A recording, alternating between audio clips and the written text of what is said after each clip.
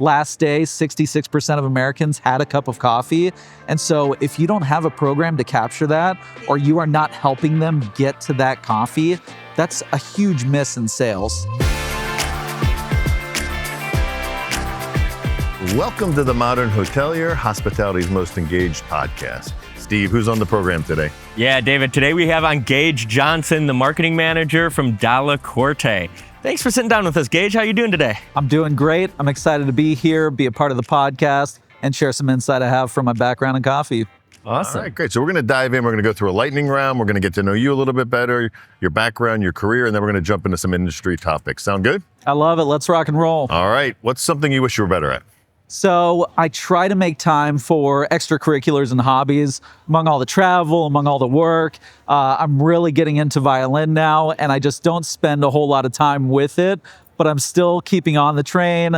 I keep pushing, I keep trying. I've even got a teacher. I'm trying to hold myself accountable. So I hope to just push more into that, especially in 2026. Yeah. So what's the emoji you use the most? The emoji I use the most is probably, this is kind of weird, the lightning bolt emoji. It rings of like passion and motivation, and especially if I talk about things a part of the work I'm doing, just something about it is like energy and electrifying, and I love adding an electric bolt wherever I can. All right, can't be coffee, but what's a luxury you can't live without? A luxury I can't live without is probably... Man, coffee's most of it. I'll tell you, I'll as much as I don't like it, I need my phone. Okay. I gotta have it. I'm a screen time crazy person. It's way too much. I'm trying to get better at it, but yeah, I have a lot of screen time, so I use my phone quite a bit. All right.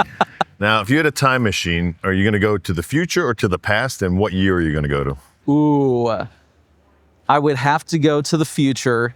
The past is the past, so I want to look forward, so I'm going to head forward, and I'm probably going to go to 2,200. Okay. Just a nice skip, a nice even number to see what's happening. Even if it's just like a glance at what's going on, I just kind of want to take a look at what's coming. That would be super exciting for me. Cool. What's the best piece of advice you've received? The best piece of advice I've received is it's all in my head. Right. Everything that I do, everything that happens to me, from me, it's all processed in my own head.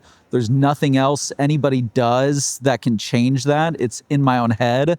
And so it was recently I was given that advice. And so I said, okay, if it's just me, I can work the way I think, the way I process emotions or how people talk to me. And it's just all me. Nothing can really bother me because nobody's in my head except me. So that was the best piece of advice I've ever gotten. And that was super recent. So I've been trying to apply it a lot more to my life. That's great.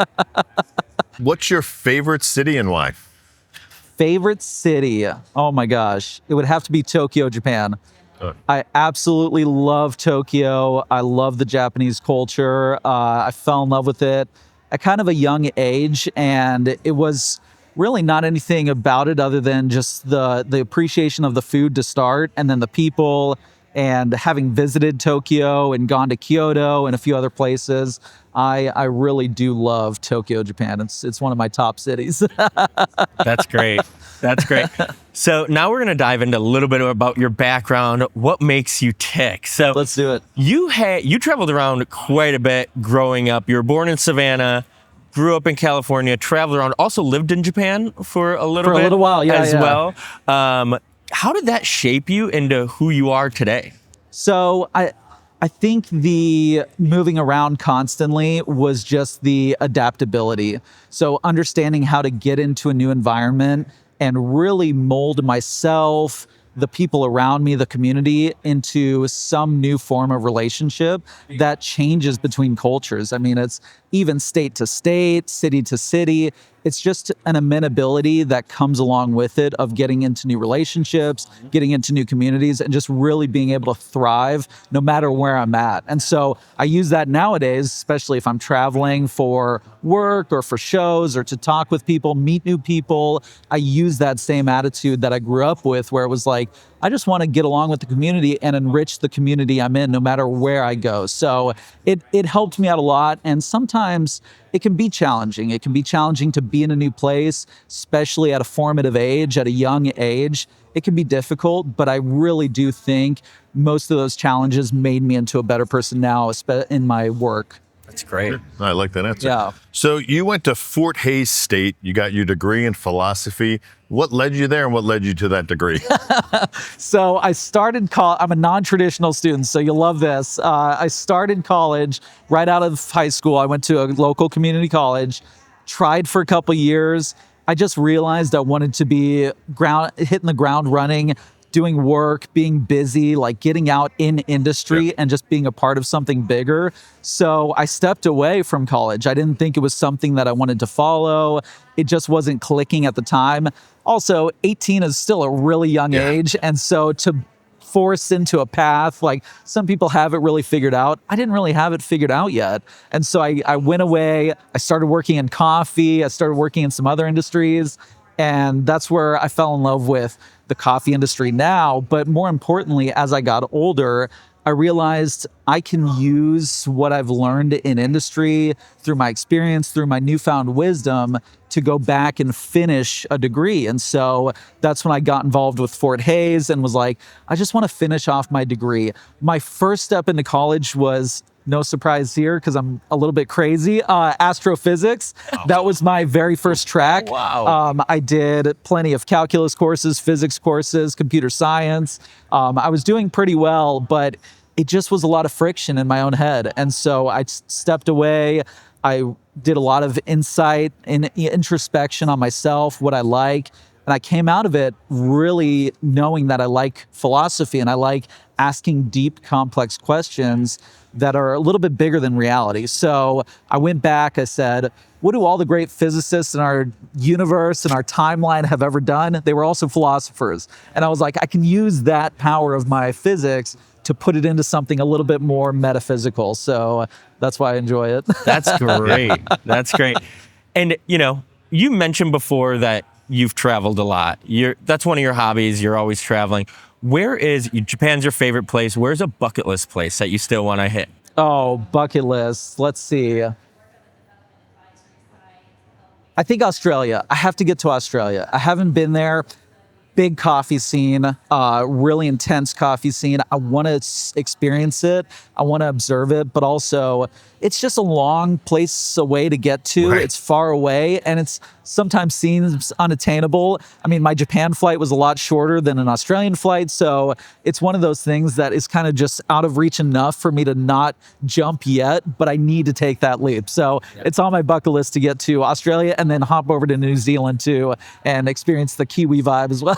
Very nice. I heard when you grind coffee in Australia, it actually goes the opposite way as well. I think it's one of those forces. Yeah.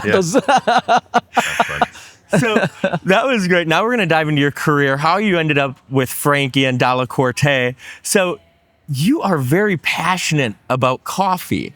And it's awesome because you get to live your passion on a daily basis. What got you so passionate about coffee? I started in coffee in a little shop in Laguna Hills, California. This was when I was taking a break from college and I wanted to just figure life out. And I was blessed enough that shop was roasting their own beans.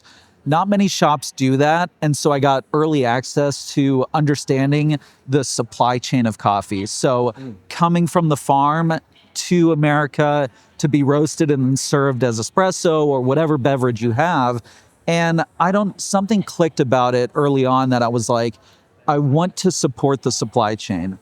Coffee is 99% of it is grown in developing countries in traditionally called third world. And so a lot of these areas don't have the same access, the same resources, the same education, the same opportunity. And I got really passionate about selling coffee here and doing coffee here because I knew my impact would benefit that supply chain. And that's still my primary why every day in this coffee industry is farmers. That's my focus for sure. Yeah.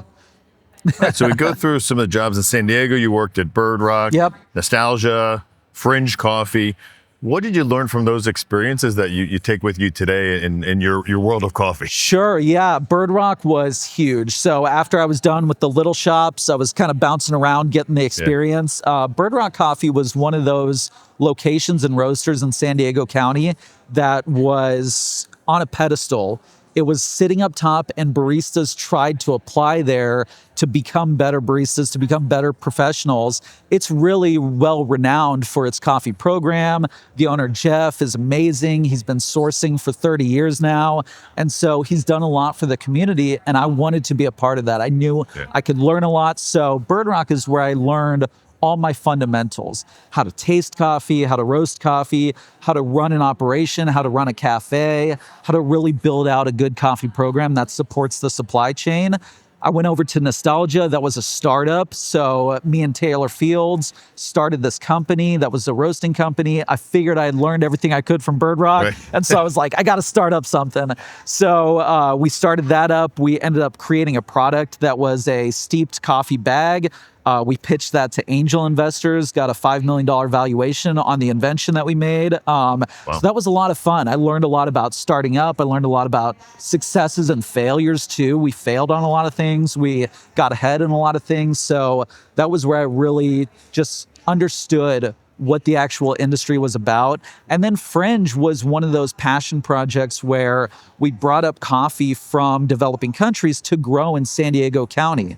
So there are coffee trees in San Diego County now that are producing coffee. And I got to be a part of that company, that very foundational level of growing and harvesting and doing things in the United States, where right now we only have coffee in Hawaii. It's not domestic, it's not continental. So this was our first push on continental US coffee, which was pretty cool. That is really cool. Yeah. And then from there, you were at White Rhino Coffee, and now you're working with Dalla Corte on the marketing side. What made you come to Frankie and Dalla Corte to work with them as far as coffee goes? Sure. I have identified my own personal pipeline now, which has been awesome. Looking back, being a little bit introspective, I've understood what I was doing the whole time, starting as a barista in Laguna Hills, California, going down to San Diego, starting my own company, into Dallas, running and managing a coffee program for 15 cafes, doing the whole executive operation level, and then moving into now the backside, the B2B stuff. So all business to business, the actual manufacturing of equipment. And I don't think my pipeline has stopped. I don't think I'm done getting into other parts of the industry, but the whole time I've just known I want to see it all. I want to harvest coffee at Fringe. I want to source and roast coffee at Bird Rock. I want to actually sell stuff to companies and sign contracts at Nostalgia. I want to manage 300 baristas at White Rhino. I want to do all the different parts of the industry. So I don't think I'm done yet, but Frankie Coffee Systems in Dalla Corte is just that next stop where I get to learn and see and do more in the industry. Absolutely. Yeah. So for, I think Steve, John, and I, it was great hearing about the history, but for those who don't know, can you tell us more about Dalla Corte? Sure, yeah. So Dalla Corte started in 2001, founded by Bruno and Paolo Dalla Corte. They were both technicians at other espresso manufacturers. So what they did was say, hey, let's come together and create this company with the tools and resources we've learned and actually make a better espresso machine. So when they started the company, they innovated all this new technology for espresso equipment that at the time just didn't exist. One of the main points was multi-boiler technology. So group heads on the espresso machine that can have different temperatures at the same exact time. So you can adjust what kind of coffee comes out of each with the temperature, with the pressure, with everything else. And so these were some innovations that they created that they wanted to express and put out into the world. They founded the company. Now it's been running in Milan, Italy since then. And we're just the next part of their journey coming into the North American market, which is where I step in to help them get there. Yeah. That's cool. great. That's great. So now we're going to move on to the thought leadership section in Let's do coffee. it. And I'm excited to pick your brain because you're probably the most coffee expert I've ever met in my life. So one thing, we travel quite a bit. Sure. Both John, myself, and David all are coffee fans. Had some this morning. Why do coffee programs matter so much for the guest experience in independent hotels specifically? So coffee programs are part of the broader food and beverage program, right? It's all about what element of F&B do you add to hospitality?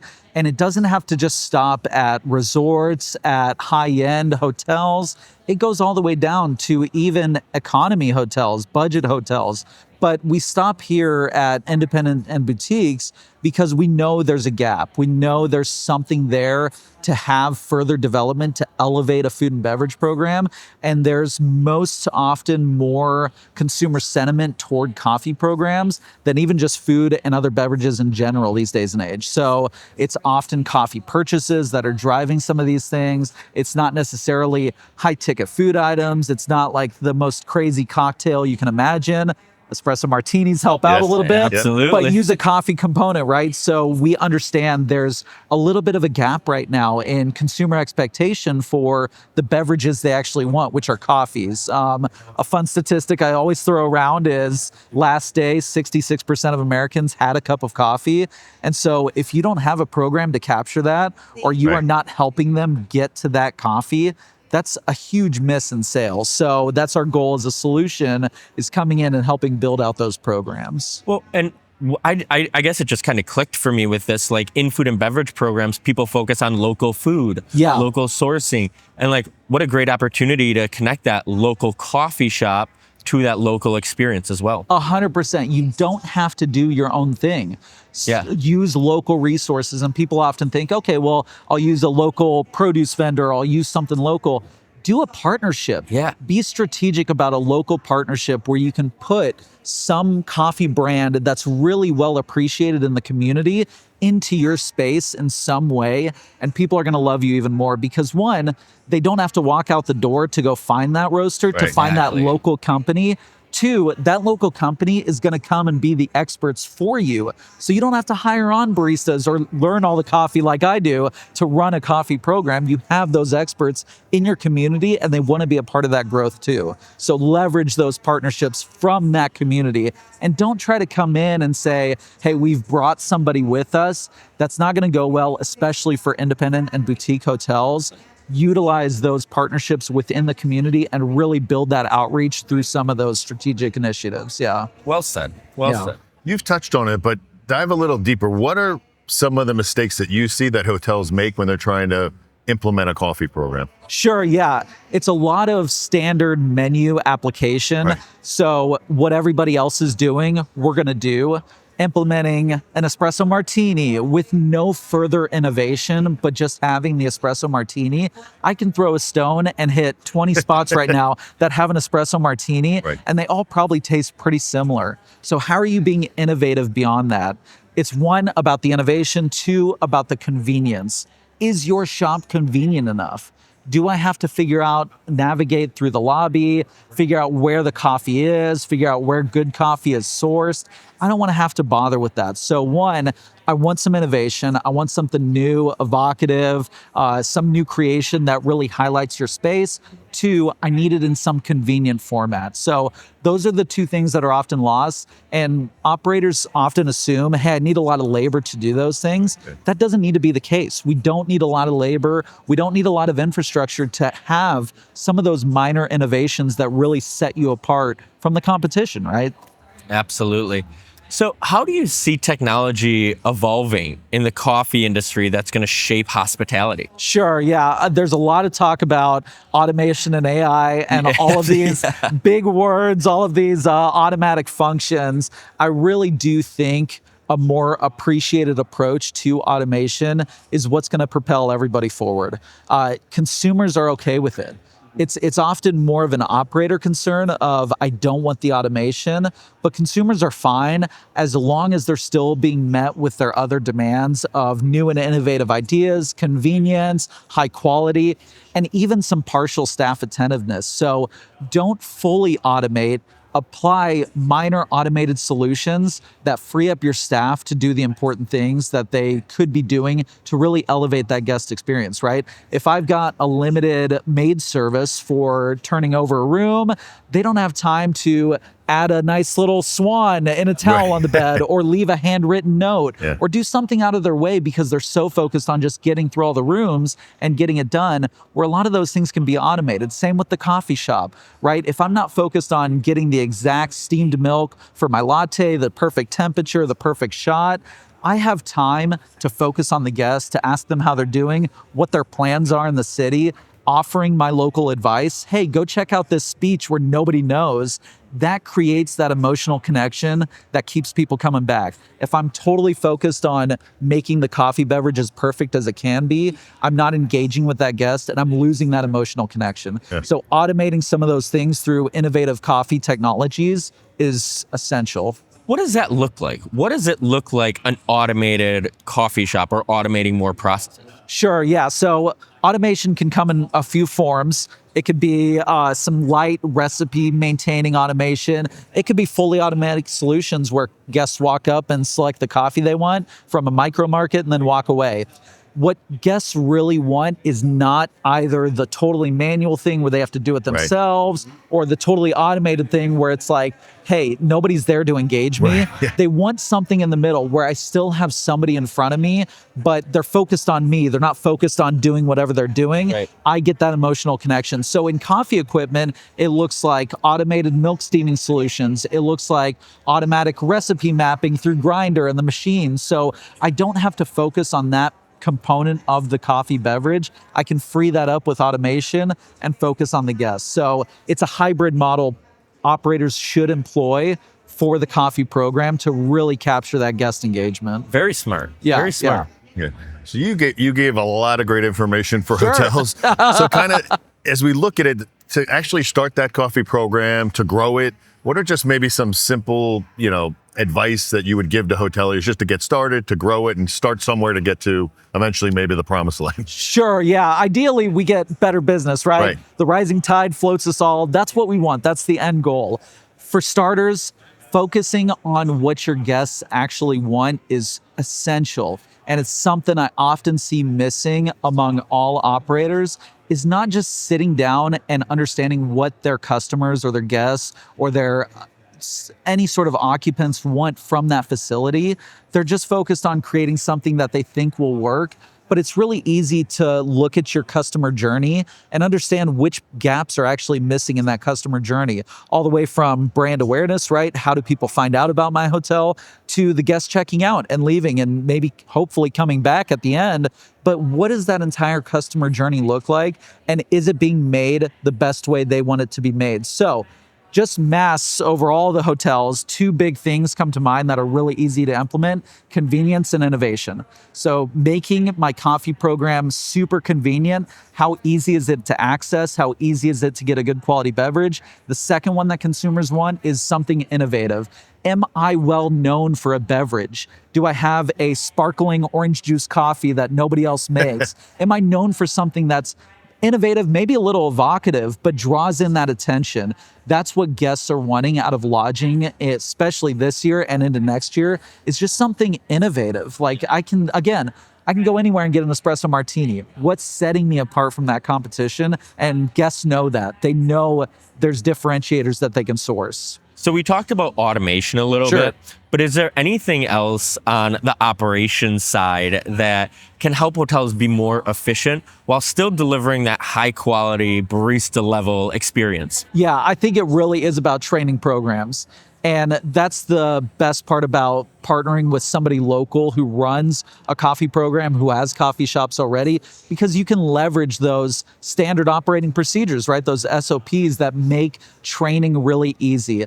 There's turnover still. The labor market is pretty good these days. 4% unemployment is solid. That means 96% are either working or looking. That's awesome. So turnover is going down, but it's still about the training and maintaining and sustaining that coffee program, because some people just aren't as passionate as I am. It's hard to build that. It's hard to find that. I'm kind of wild and crazy, so it's easy for me to self-motivate. But sometimes it's more difficult and challenging to find employees that do self-motivate and have passion for that guest experience. So really standardizing some of those practices, those operations that you can put into writing or quick manuals to show the employees how to operate some equipment, how to make a really high quality beverage, just takes that extra piece off. And again, promotes the idea of getting involved with that guest, talking to them, engaging with them, and developing an emotional connection. So when the guest leaves, they can say, hey, thanks again, Gage, for the coffee. I'm just a barista. Right. And on the way out, they feel compelled to say, thanks again, Gage, for the coffee.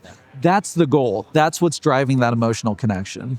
That's great. And I have to ask, what's your favorite type of coffee? Oh my gosh. Okay. If we're talking about something seasonal, I'm pumpkin spice guy. I got to do it. I'm a pumpkin spice latte lover. If you're asking me in a professional coffee tasting setting, it's any Ecuadorian coffee. I'm a big fan of Ecuadorian coffee. It doesn't get a lot of exposure. It doesn't get a lot of imports into the United States, but when it comes in, it's some of the best tasting coffee. And I just have to be a little bit biased toward it. Hey, got to keep an eye out for that. So, Gage, we've been asking you questions this whole time. Sure. This is where we turn the tables and let you ask David and I a question. Ooh, I like it. Okay.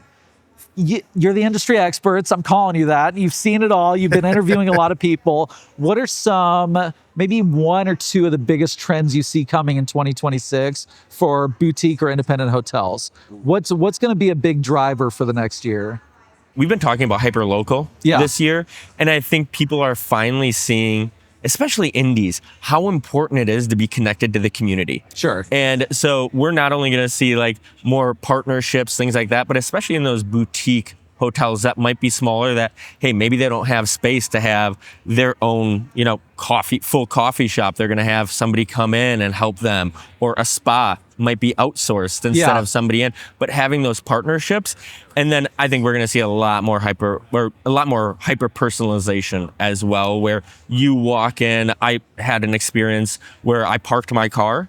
Valet is like, oh, Mr. Carran, thanks for coming. And I'm my like, gosh. how did you know it was me getting out of that car? Yeah. And it blew me away. So I think we're going to see a lot more of that, because it makes you feel good as a guest and a human being when you're recognized. Yep. So I think those are two things that we're going to see a ton of next year. I have to agree on the personalization. That's coffee in general too. Yeah. And it's even something that's going into CPG. One of the biggest soft drink brands in the world started back putting names on the bottles. There was a reason for that marketing campaign. It's personalization is coming around, and customization and premiumization. So is it a premium experience? Is it a customized experience? That's big in coffee too. So I'm glad you say that about the indies and some of the more boutique hotel spaces. And I feel like Starbucks was onto something with writing the names on the cups. Maybe they were far ahead of their time with doing that. But yeah, absolutely. I agree. think it'll be great. Yeah, I think I'll just piggyback on some things that, as you and I were talking, there's this idea of keeping people on property, giving them things that they want. It could be a destination where it's either hot, like here, it's humid. Do I really want to walk a block and a half to get that coffee, or can I just get it? So I think, even to me, I feel like the more we travel, it's almost like the mini bar is making a comeback, and there's more and more of these like pre-made drinks and things. And where before you were thinking like, okay, the mini bar is going away, like it's a headache, it's not a profit center, it's too expensive. And now I feel like it's shifted where the prices have come down, but the selection and quality are better. And I think independents do a really good job of that, because there's not a lot of the branded properties that really have, good mini bars or things of that nature. So that's kind of what I see. And, I think you guys are onto something with trying to keep people at the hotel and give them a good cup of coffee. Absolutely. Yeah. And just to, kind of put a period on that, it's showing up in the consumer data. So when we look at the spaces and the areas that consumers want to spend the most money, on premise is the fastest growing, outpacing QSR, outpacing full dining, outpacing almost everywhere where consumers want to spend money away from home on coffee. It's on premise. So whether that's work, lodging, somewhere on the property where they can go and get a cup of coffee, That's big, and it's growing super quick. So again, that's why we want to keep people in the space. It's easy, it's efficient, you can capture more sales, and it's not just about, hey, it's another transaction. You're building that relationship. You're saying, this is your home away from home, and we're here for you. We're here to help you have the best experience with you, your family, and we want you to come back and experience it again in an even better way. We want to keep innovating. We want to keep growing, not just doing the same thing over and over. So I'm glad you say that too. Well, that does it for another episode of The Modern Hotelier. This is where you get to let people know how to get in touch with you. Awesome. Dalla Corte. Any products you want to plug? The floor is yours. Sure. If you want to find more about Dalla Corte, please visit us at dallacorte.com/USA. Reach out to me through any contact information from the podcast. I'll be happy to get you in touch with a machine, more information, or more importantly, just simple solutions to solve any coffee business issues you're seeing today, and we can work through some of those things. Well, that does it for another episode of The Modern Hotelier, hospitality's most engaged podcast. Whether you're watching or listening, we appreciate you and hope to see you again soon. Thank you for joining us. Thank you both. I appreciate it. Thank you, Gage. Yeah. You made it to the end of The Modern Hotelier. Thanks for watching or listening. The Modern Hotelier is produced by Modern Hotelier Media. Make sure to like and subscribe if you're listening on YouTube, or subscribe wherever you get your podcasts. If you know a good guest, sponsor, or have media needs, feel free to reach out to us at hello@themodernhotelier.com. Thanks and have a great day.